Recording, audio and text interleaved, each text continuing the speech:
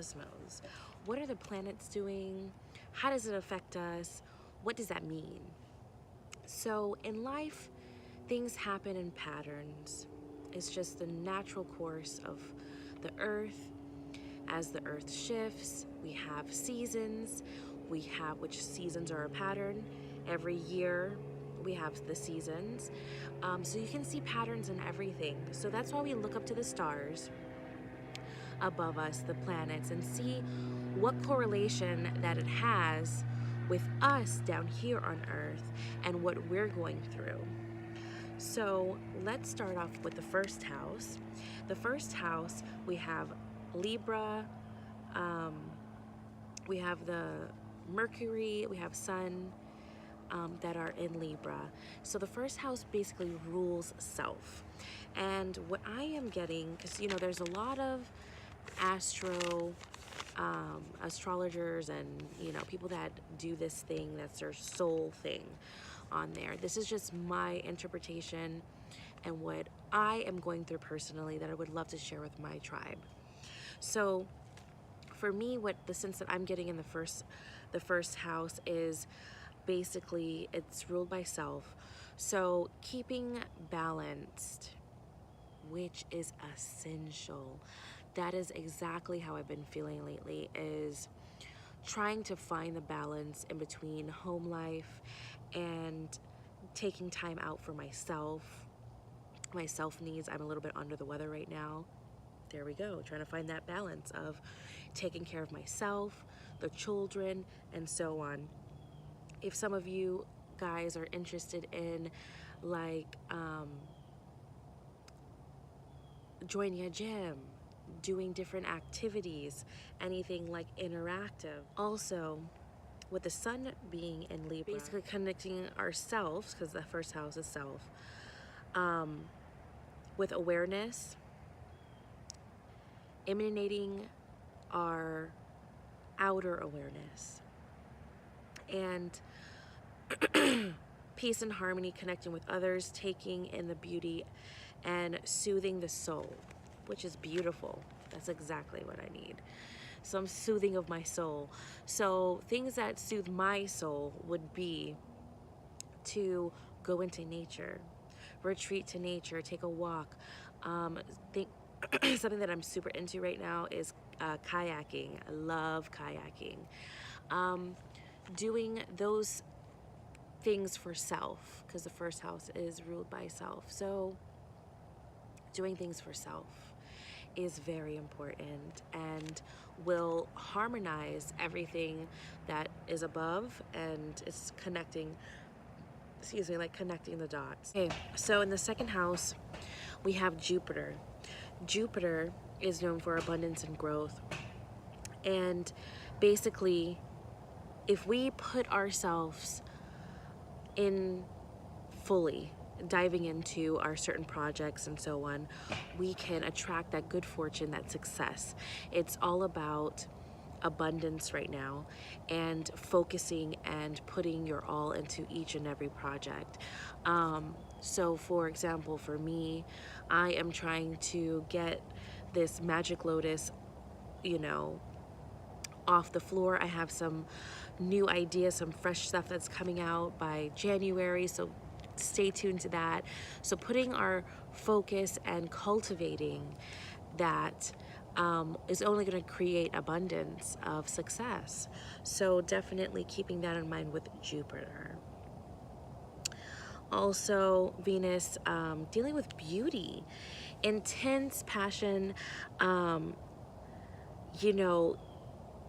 It's doing things that really make you feel beautiful, material things. So when was the last time that you went out and you bought a new dress? Or when was the last time that you bought, if you're into makeup, palette, something that just makes you feel beautiful?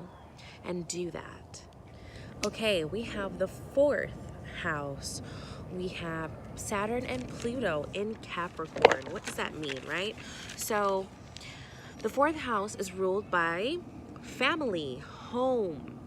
So let's see what energies vibes. All right, the fourth house is represented by the home family. So Saturn being in Capricorn, dealing with structuring our life, hard work, right? So putting into place things that will help your household work smoother.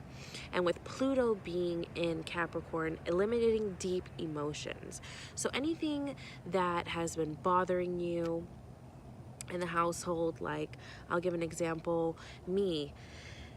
I'm very meticulous about having the place picked up before dinner time and just implementing those structures. And yes, it's going to take hard work telling the kids we got to pick up, and just keeping it as a regimen on our routine on a daily and keeping that up. So we move on to the fifth house. Fifth house dealing with love, pleasure, leisure. Diving into those passions and, you know, try something new in your love life. Trying something that you guys haven't learned about each other, whether it be certain things that you guys like, trying something new, kayaking. I'm super into kayaking right now. So just trying things that are new for each other, and dealing with the fifth house with Mars being in Aquarius. That is the energies that I'm getting, is basically trying things that are new with each other. It's all about learning. You know, it doesn't matter how long you've been together with your partner. I've been married now going on 13 years, and there's always something that I can learn from him, and vice versa. So having that intimate time to learn from each other is a great thing to do at this time. The sixth house is ruled by everyday life, daily work, health. So what came to me when I was looking at the planets in astrology was the illusion of reality. The illusion of reality. It's waking up, like having a wake-up call. So whether it is your health, for me, this is definitely hitting home for me, because my stomach hasn't been feeling too well, and I put off things because as a mom, I'm doing everything else for everybody else. I have 4 kids, a husband, so trying to get everything in or organized for them, leaving myself to the back burner. But it's something to where I couldn't ignore it, almost that wake-up call that I'm trying to tell you, that I had to make an appointment with the specialist, and then come to find out, yeah, I need these tests done because something is wrong. So it's keep an eye out regarding your health, things that you may be overlooking. Don't let it wait till it gets to that wake-up call instance. But where the planet is, and if you are experiencing these things, definitely go and get checked out. It's not a drill, like, do it. And let's move on to the seventh house. We have the seventh house dealing with union, marriage, and all that. So basically dealing with tempers.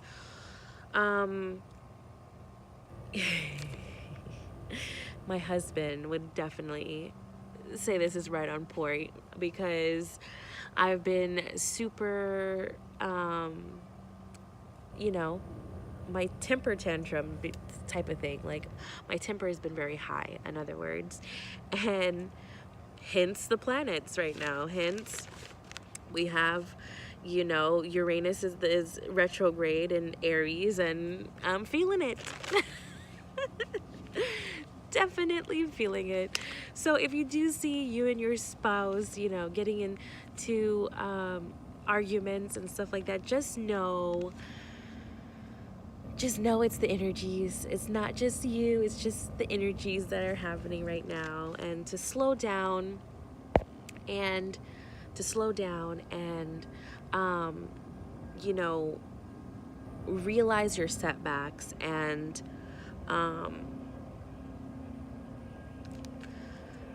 just moving forward from those setbacks, and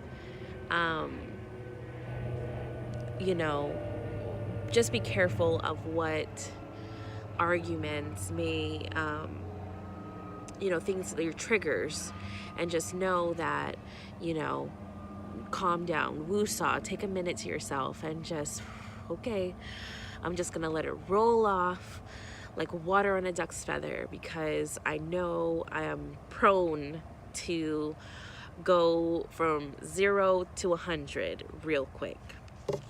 So we are moving on to the 8th house, which is Uranus retrograde, and it's in Taurus. So what does that mean? All right. The 8th house, passion, crisis, transformation. It's gonna get bumpy. Not gonna lie. It's a bumpy time. Finances, you might see your finances. Keep in focus that, you know, everything is, you have all your ducks lined in a row, because it can get very bumpy. Your self-esteem. What is it that you feel about yourself? Your inner voice. Make sure that you are saying uplifting and things that are positive to yourself in this time.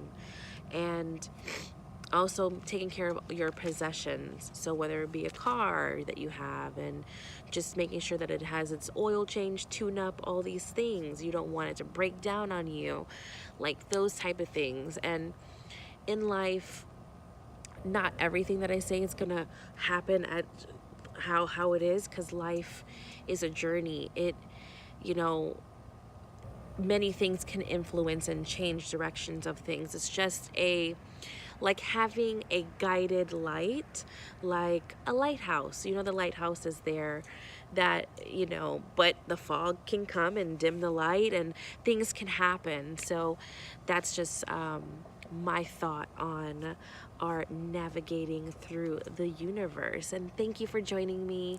If you have any questions, comment, subscribe below. My Magick Lotus tribe, love you, and blessed be.